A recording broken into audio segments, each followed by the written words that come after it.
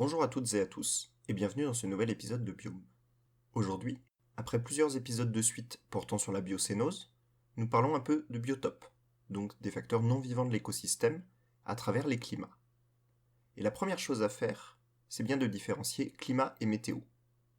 La météo, également appelée le temps, est l'ensemble des conditions climatiques à un moment donné, donc à un instant T.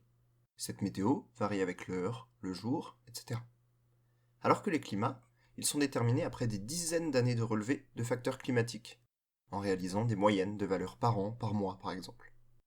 Et d'une année sur l'autre, les conditions climatiques peuvent changer, et c'est d'autant plus vrai en ce moment avec les changements climatiques.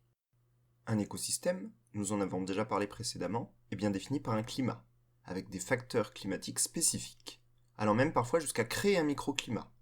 Nous en avions déjà parlé dans le 5e épisode. Et il existe de nombreux facteurs climatiques que l'on peut étudier, et ainsi que des conditions de mesure bien spécifiques pour chacun. L'un des plus connus, la température, est mesurée avec un thermomètre, en degrés Celsius en France par exemple.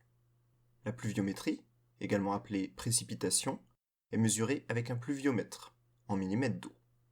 Mais il en existe bien d'autres, comme la pression atmosphérique, l'hygrométrie, c'est-à-dire l'humidité de l'air, ou encore la luminosité, des facteurs climatiques que je ne développerai pas ici. Pour mesurer ces différents facteurs climatiques, que ce soit à un instant T pour connaître la météo ou sur de très long terme pour déterminer le climat, il y a des conditions de mesure très spécifiques pour chacun des facteurs climatiques. Pour la température, par exemple, elle doit être mesurée à l'ombre, à l'abri du vent, ainsi que le plus éloigné possible d'une route, d'un mur ou de quelque structure que ce soit qui pourrait emmagasiner et restituer de la chaleur. En général, on la mesure au-dessus d'un terrain enherbé à 1 mètre ou 1,50 m du sol. Pour cela, on peut par exemple fabriquer et installer un abri météo, blanc, aéré, dans lequel on peut mettre un thermomètre. Dans le cas d'une étude de climat, pour réaliser la moyenne d'un mois, on prend la valeur minimale et maximale de chaque jour, et on fait une moyenne sur un mois et sur de très nombreuses années.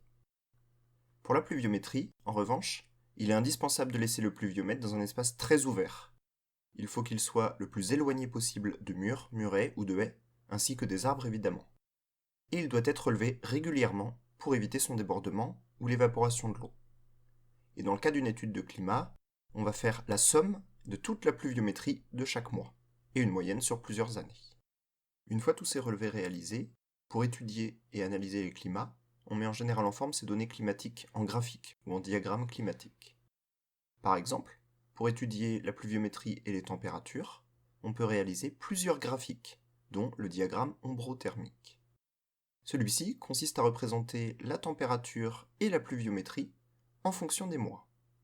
Il présente l'intérêt de pouvoir visualiser rapidement une période de sécheresse. Je vous mets un diagramme ombrothermique en image associée à l'épisode. Voilà pour cette semaine. La semaine prochaine, nous verrons ensemble les différents niveaux d'étude des climats, des zones climatiques mondiales au microclimat. Bonne semaine et à bientôt dans Biome.